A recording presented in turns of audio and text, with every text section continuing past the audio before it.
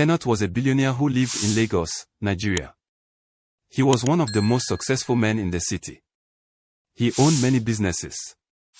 He was into importation and exportation of cars. He was the CEO of Daxi Designs, one of the biggest clothing brands in the country, and he was also a major shareholder of First Inland Bank.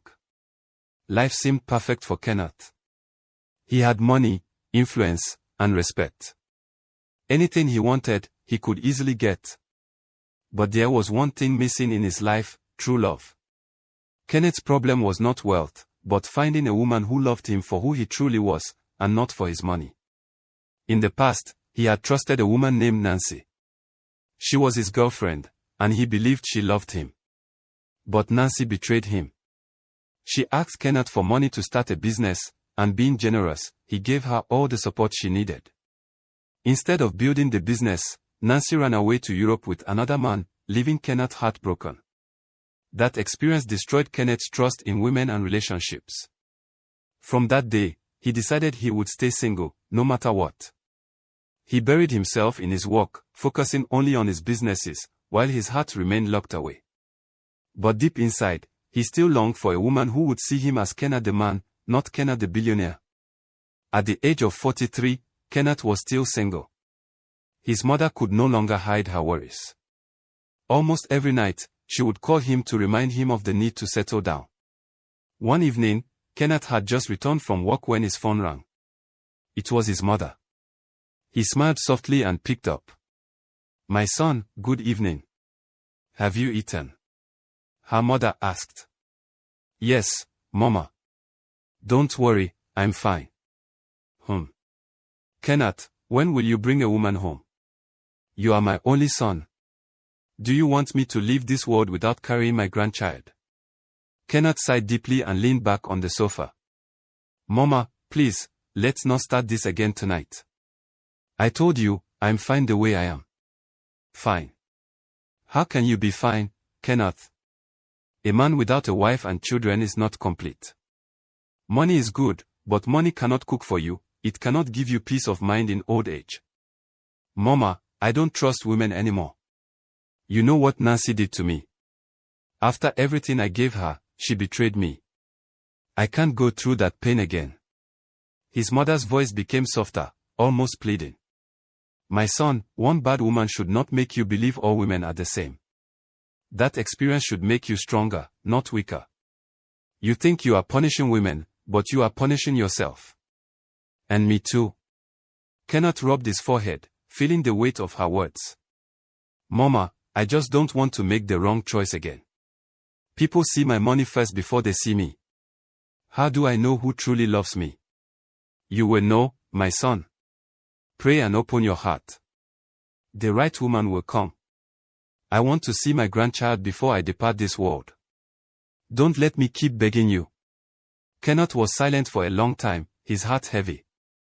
He loved his mother dearly, but his fear of being betrayed again was stronger than his desire to love.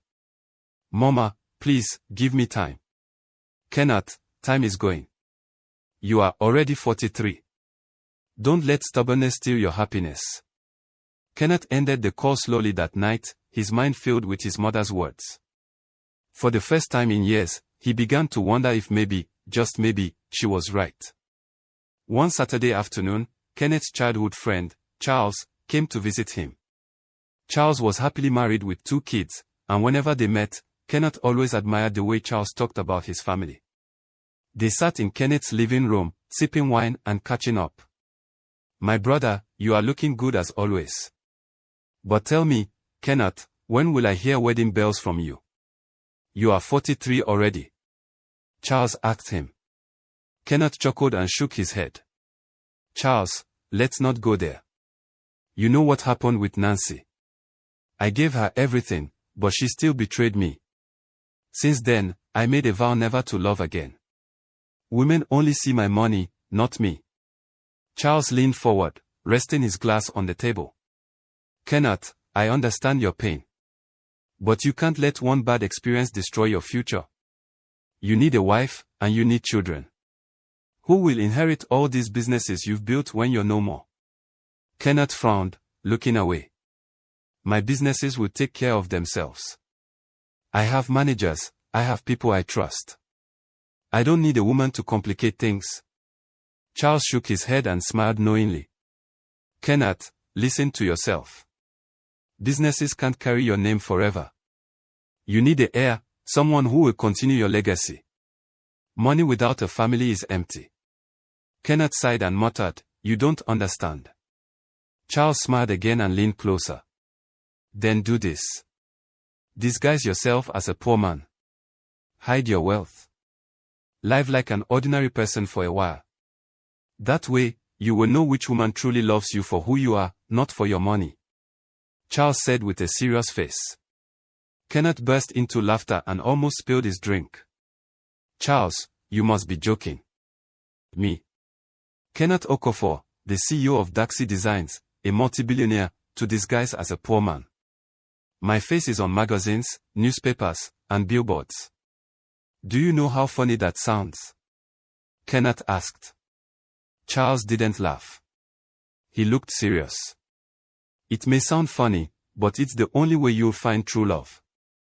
If you keep living like this, every woman who comes to you will see only your wealth. Disguise yourself, Kenneth. Think about it. Kenneth shook his head again, but this time, he didn't laugh. He leaned back in silence, staring at the ceiling. Charles's words echoed in his mind. For the first time, he began to wonder, could Charles be right? After Charles left that day, Kenneth could not stop thinking about his advice. At first, he laughed at the idea of disguising himself as a poor man. But later, when he lay on his bed, his mother's voice and Charles's words played over and over in his head. You need an heir, the only way you'll know true love is to disguise. 1 week later, Kenneth finally decided to give it a try. Early Saturday morning, he stood in front of his mirror. Instead of his usual designer suit and luxury shoes, he wore a simple faded shirt and jeans. He even put on cheap slippers and left his wrist without his expensive gold watch. Looking at himself, he smiled. Kenneth, muttering to himself, Charles would laugh at me if he sees me like this. Me, Kenneth Okofor, looking like an ordinary man. Let's see if this works. He left his mansion, took a taxi instead of his flashy rides, and drove to a popular shopping mall in Lagos. Inside the mall, he walked slowly, observing people. Not long after, he saw a beautiful lady at the shelf picking beverages. She was tall, well-dressed, and carried herself with confidence. Kenneth summoned courage and walked up to her. Good afternoon, miss. How are you doing today? The lady glanced at him briefly from head to toe, frowned, and turned back to the shelf without replying. Kenneth tried again, smiling. I was wondering if I could have a quick word with you. The lady hissed loudly and snapped. I beg, get lost. Can't you see I'm busy? Please don't disturb me. Her voice was loud enough that a few shoppers nearby turned to look. Embarrassed, Kenneth gave a small nod and quietly walked away. As he reached the entrance of the mall, lost in thought, someone suddenly bumped into him. Oh, I'm so sorry. I wasn't looking. Please forgive me. Kenneth looked up and saw her. She was stunning, beautiful, elegant, and yet simple in appearance. There was kindness in her eyes. Kenneth smiled softly. It's okay, no harm done. You don't need to apologize this much. The lady smiled back. Thank you for understanding. People don't usually take things lightly when they are bumped into. Kenneth hesitated for a moment, then gathered courage. Since we've met like this, maybe I can at least know your name. I'm Ella. Her voice was calm and polite, unlike the other woman inside the mall. Nice to meet you, Ella. I'm Kenneth. Can I, maybe have your contact? Ella looked at him carefully. She noticed his worn-out clothes and the old slippers. After a brief pause, she shook her head gently. No. I don't usually give my number to strangers. But you can give me yours instead. Kenneth blinked, a little surprised. Most women he met either begged for his number or wanted something in return. All right, here's my number. I'll wait for your call. Ella smiled politely and walked away. Kenneth stood there for a while, watching her leave. Deep down, he doubted she would ever call him. Days passed. Each time his phone rang, Kenneth quickly checked the screen, hoping it was Ella. But it was always business calls, managers, or his mother. A week later, still no word from Ella. One night, as he sat alone in his study, Kenneth dropped his phone on the table and sighed. Kenneth, to himself, maybe Charles was wrong. Maybe this disguise thing is foolish after all. Ella won't call. Women are all the same. But deep inside, he couldn't stop thinking about her smile. After Ella didn't call, Kenneth continued to test Charles's advice. He wanted to see if there was indeed a woman who could love him without knowing he was a billionaire. One afternoon, Kenneth went to a small restaurant in Suraleh. He dressed in his usual disguise. He ordered a plate of rice and sat alone at a corner. Soon, two young ladies entered, laughing and chatting loudly. They sat at the table beside him. Kenneth smiled politely and greeted. "Good afternoon, ladies." One of them looked at him, rolled her eyes, and whispered to her friend, but loud enough for Kenneth to hear. "See this broke guy won't talk to us. Abeg, ignore him." The first lady said. "That's true. Look at his slippers, we don't talk to strangers." The second lady mocked him and burst into laughter with her friend. Kenneth's smile faded, but he kept calm.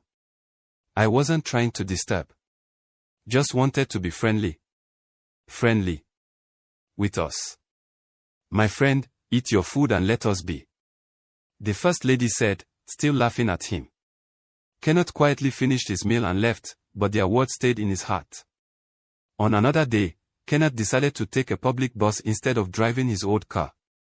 He squeezed into the back seat with two other passengers, a young woman and a middle-aged man. The young woman, well-dressed, was scrolling on her phone. Kenneth smiled and tried to start a conversation. "Good afternoon. How's your day going?" She looked at him briefly and scoffed. "That's the format you pickpocket guys use to divert attention and steal people's phones and money. Please face your front." The middle-aged man laughed. The lady hissed, moved her back to the other side, and turned her face to the window. Kenneth sighed, deeply embarrassed. Kenneth loved reading, so one evening, he entered a small bookstore in Yoba. As he browsed the shelves, he noticed a young woman struggling to reach a book on the top shelf. Kenneth quickly stepped forward. "Let me help you with that." He picked the book and handed it to her. "Here you go." "Oh, thank you." Kenneth smiled, hoping to start a friendly chat. "Do you enjoy reading novels?" The lady looked at him suspiciously. "Why are you asking? You want to use book to woo me?" "Please, I don't have time for guys pretending to be nice." Kenneth's face fell. "I was only trying to be friendly." "Thanks, but no thanks," the lady replied sharply. She walked away quickly, leaving Kenneth standing there with the weight of rejection heavy on his shoulders. Later that week, Kenneth sat in his living room with Charles again. "Charles, I've tried everything. Everywhere I go, women look down on me. Some insult me. Maybe you were wrong, maybe there's no such thing as true love." Charles leaned back and sighed. "I never said it would be easy, Kenneth. You've been used to women chasing you for your money. Now you see the reality of how they treat a man they believe has nothing. It's humiliating. At my age, I sit in taxis, eat in cheap restaurants, and ladies laugh at me. For what?" Kenneth asked, looking worried. "For the truth. The right woman won't look at your slippers, your shirt, she will look at your heart. You just have to be patient." Kenneth was silent for a while. Then, slowly, he nodded. "Maybe you're right. But it's harder than I thought." Charles placed a hand on his shoulder. "Don't give up yet, my friend. You might have been insulted 10 times, but the 11th time may surprise you." Kenneth sighed deeply. As he sat there, his mind drifted back to Ella, the only woman who had spoken politely to him since he began this experiment. And though she hadn't called, her smile still lingered in his memory. It was a rainy afternoon. Kenneth had walked down the street to buy some things. But he was caught up in a heavy downpour. He ran into a nearby building to escape the rain. Standing there was nobody but Ella. He looked up and was surprised. It was Ella, the same woman he met at the shopping mall months ago. Kenneth, smiling. Ella. Wow. I wasn't sure I'd ever see you again. You never called. Ella, laughing softly. I kept your number but I didn't call. I wasn't sure. But seeing you here, I guess it's fate. From that day, they started talking more. They met often, sometimes for lunch, sometimes for evening walks. Ella was different from every other woman Kenneth had met. Instead of asking him for things, she always gave. One day, she visited him at his small rented apartment, his disguised home. She carried a flask of food. I cooked some rice and stew. I thought you might need it. Kenneth, surprised. You cooked, for me? Ella, smiling. Of course. You deserve care too, Ken. Months passed, and their bond grew stronger. Ella never cared about his old clothes or his simple life. She only cared about Kenneth the man. One quiet evening, Kenneth took Ella to a small park. As they walked, he stopped, took a deep breath, and knelt down. Ella, I may not have much to give you, but I have my heart. Will you marry me? Ella gasped, tears filling her eyes. Yes, Ken. 1,000 times yes. He slipped a cheap ring into her finger.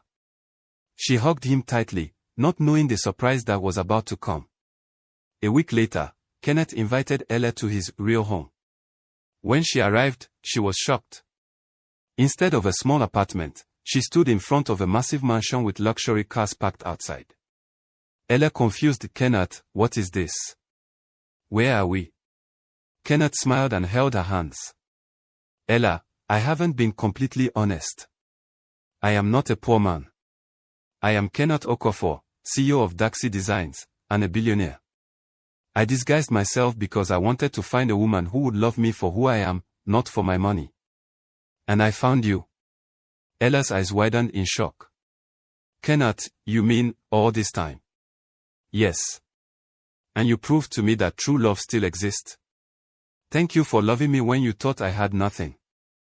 Ella burst into tears and hugged him tightly. I don't care about the money. I loved you before I knew this, and I'll love you forever. Their wedding was grand, attended by family, friends, and dignitaries from across the country. Kenneth's mother cried tears of joy, finally holding the grandchild she always longed for a year later. Kenneth and Ella lived happily, building a family together and running his empire side by side. True love is not measured by wealth, status, or material things. It is measured by kindness, loyalty, and the ability to see a person's heart. Kenneth learned that genuine love still exists, though hard to find. Please subscribe to Oscar's African Folktales for more interesting, educative, and entertaining stories. Turn on the notification icon by clicking on the bell to get notified of new interesting videos so that you won't miss out on any. Thank you.